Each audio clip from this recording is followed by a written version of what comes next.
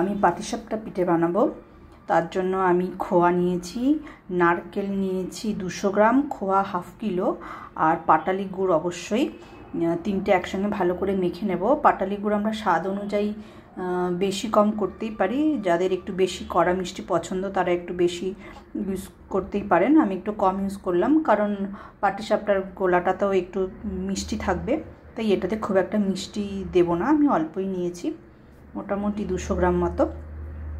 এবার তিনটে একসঙ্গে ভালো করে মেখে নেব। ভালো করে মেখে নিয়েছি, এবার আমি গ্যাসটা অন করে এই পুরটা তৈরি করব।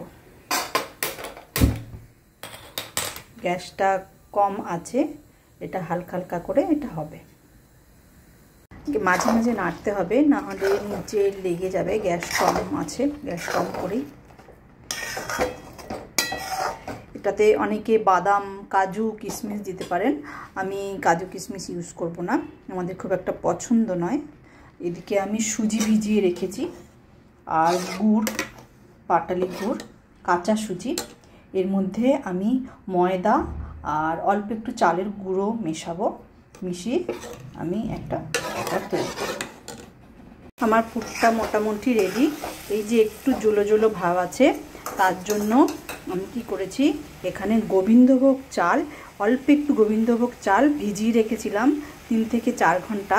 এই চালের জলটা এর মধ্যে দেব, তাতে এই জলো ভাবটাও কেটে যাবে, আর গোবিন্দভোগ চালের খুব সুন্দর একটা যে স্মেল আছে, এই স্মেলটাও আসবে। আমার পুরটা তৈরি পুরো।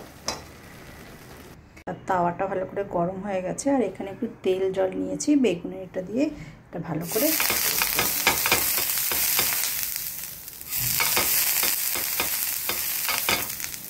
এখানে গোলাটা হয়ে গেছে। এটা এবার আমি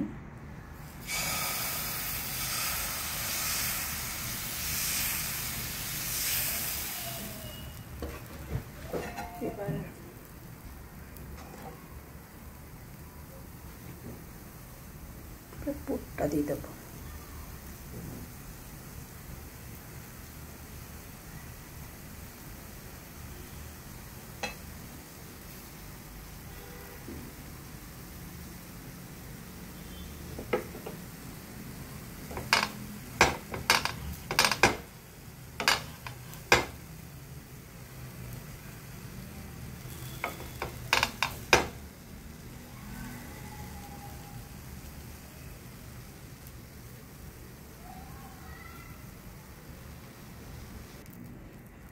তৈরি হয়ে গেল পাটিসাপটা পিঠে।